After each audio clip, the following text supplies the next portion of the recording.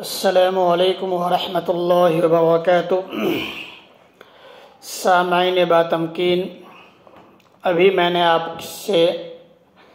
بات کی تھی کہ حج اور عمرہ میں بنیادی فرق کیا ہے، جن کو میں سمجھتا ہوں کہ اچھی طرح واضح ہو چکا ہے کہ حج فرض ہے اور عمرہ فرض نہیں بلکہ سنت ہے۔ حج کے ایام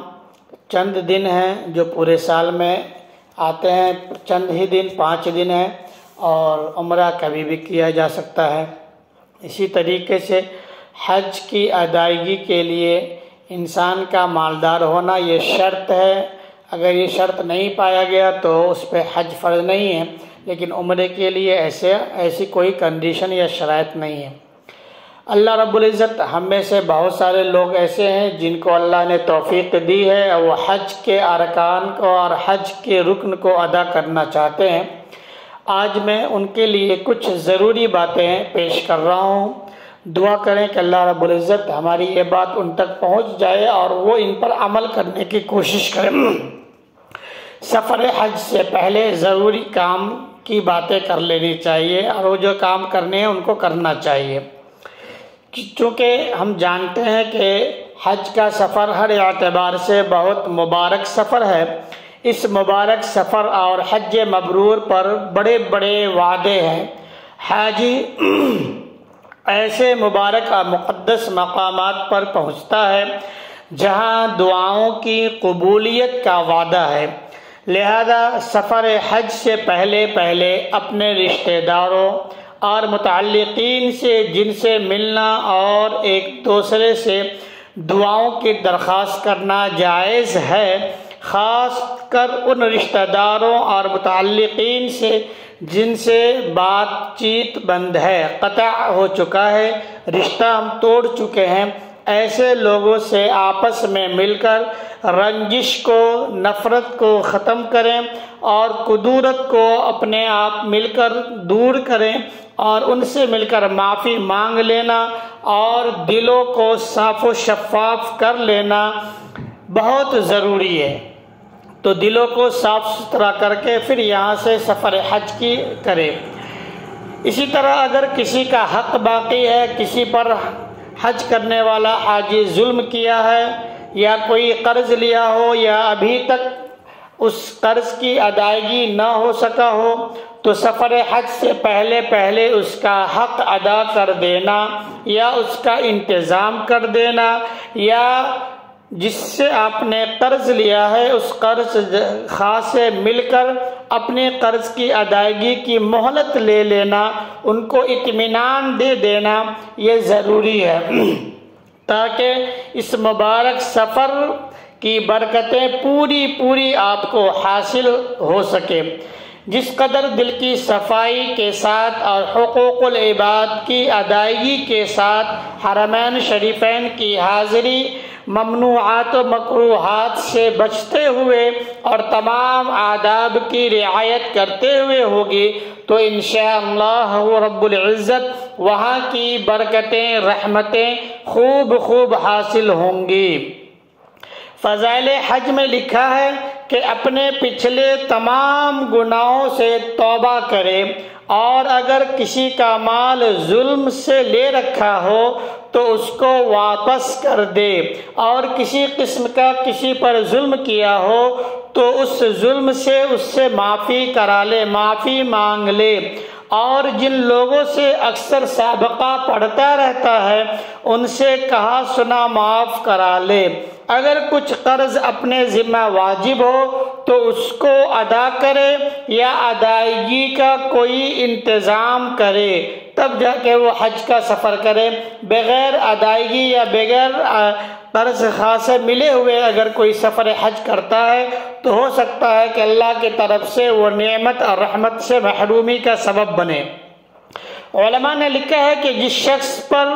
ظلم کر رکھا ہو یا اس کا کوئی حق اپنے ذمے ہو، وہ بمنزلے ایک قرض خواہ کے ہے، جو اس سے یہ کہتا ہے کہ تو کہاں جا رہا ہے، تو کس طرف کا سفر کر رہا ہے، کیا تو اس حالت میں شہنشاہ کے دربار میں حاضری کا ارادہ کرتا ہے کہ تو اس کا مجرم ہے، اس کے حکم کو ضائع کرنے والا ہے،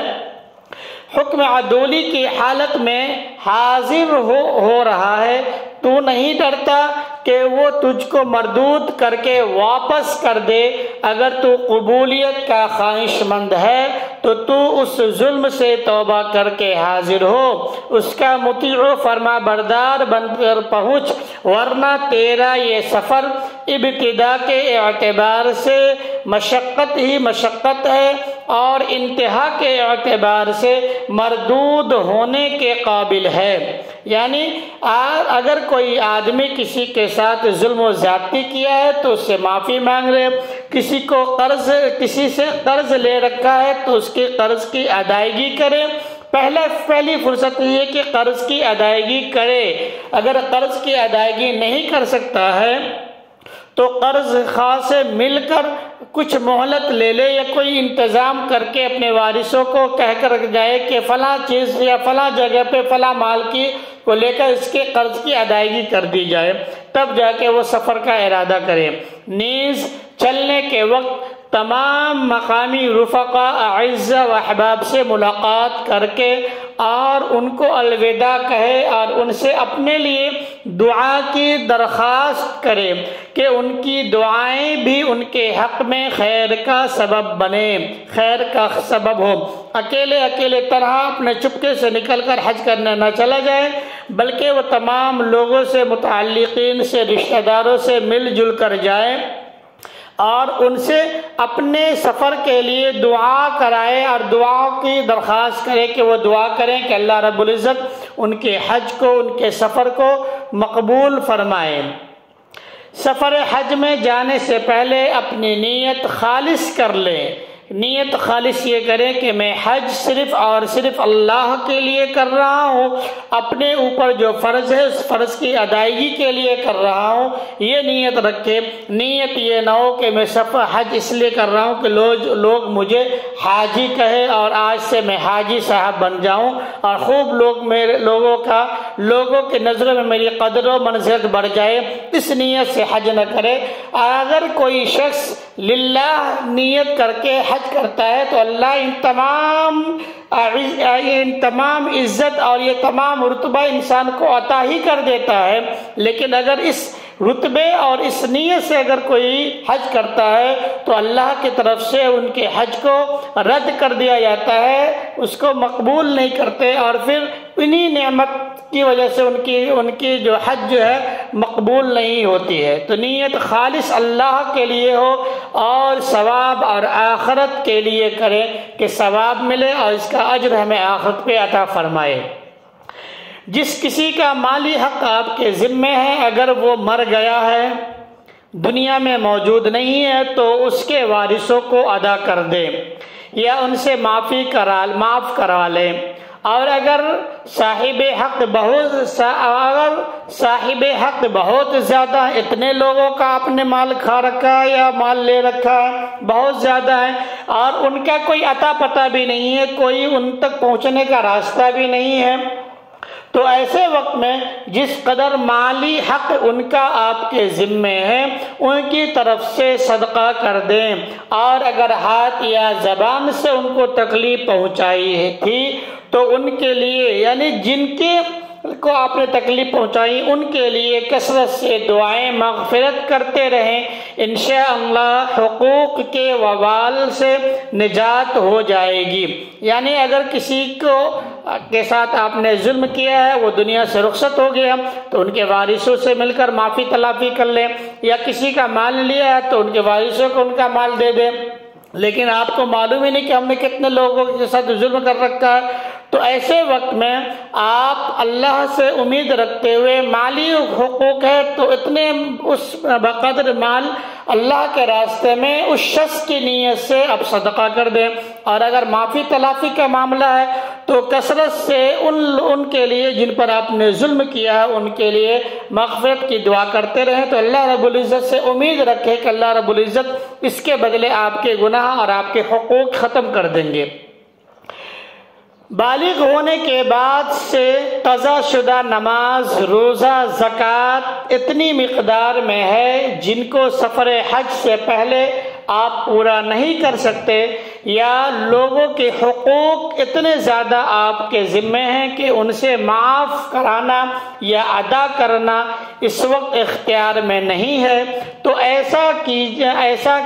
کرنا ہوگا کہ ان سب فرائض حقوق کی ادائیگی یا معاف کرانے کا پختہ عزم ابھی سے کرنا ہوگا، اور بالکل ایسا پختہ عزم یہ نہیں کہ میں کر لیتا ہوں پھر نہ کرنے کی نیت، تو ایسا نہیں، بلکہ اسے ادا کرنے کا پختہ عزم کرنا ہوگا۔ پھر جس قدر آپ سے ادا کرنا ممکن ہے اس قدر آپ کو ادا کرنے ہیں۔ پھر اس کے بعد آپ جب حج کے لیے جائیں تو آپ ایک وصیت لکھیں، اور اس وصیت نامہ اپنے کسی عزیز یا رشتہ دار یا دوست کو اس کا ذمہ دار بنا دیجئے کہ اگر میں زندگی سلامت کے ساتھ واپس آیا تو پھر میں خود اس کی ادائیگی کروں گا، اور اگر میں وہاں سے واپس نہ آ سکا تو یہ میرے مال سے ان کے حقوق ہمارے ذمہ ہیں، آپ میری طرف سے ان کو ادا کر دیجئے گا۔ اس طریقے سے یہ وہ تمام کام ہیں جن کو حج کے سفر پہ جانے سے پہلے کرنا چاہیے۔ عام طور پر لوگ ان چیزوں سے بہت دور ہوتے ہیں اور کرتے ہیں بس صرف زبانی طور پر کہ بھائی میں آپ سے اپنے تمام غلطیوں کی معافی مانگتا ہوں، نہیں، بلکہ جس طریقے سے ہم ظلم کرنے کے لیے بڑھ چڑھ کر حصہ لیتے ہیں، ایسے ہی اپنی معافی کے لیے ہمیں چاہیے کہ بالکل دل سے ان کے ساتھ ملے اور ان کے اپنے دل کی اور ان کے دلوں کی قدرت کو ختم کرنے کی کوشش کریں اور معافی تلافی کریں۔ مال اگر آپ نے یہ رکھا ہے اور مال موجود ہے تو اس کے مال کی واپسی کریں، بغیر واپسی کیے ہوئے معافی تلافی بھی نہیں ہے۔ آپ ان کو کہیں کہ میں نے فلاں جگہ پہ آپ سے ظلماً آپ کا یہ مال لے لیا تھا، یہ مال موجود ہے، یہ آپ کو واپس لے لیں اور پھر معاف کر دیں۔ مال آپ کے پاس رکھا ہوا ہے اور پھر مال آپ نہیں دے رہے ہیں، معافی مانگ رہے ہیں، تو اس طرح معافی بھی نہیں ہوگی۔ تو لہذا ہم حج کے سفر سے پہلے ان چیزوں کو، ان کام کو ضرور کریں۔ اللہ رب العزت سے دعا ہے کہ اللہ رب العزت ہمیں بھی اور آپ کو بھی حج مبرور عطا فرمائے اور حج کے تمام برکتیں، نعمتیں عطا فرمائے۔ آمین۔ وآخر دعوانا الحمدللہ رب العالمین۔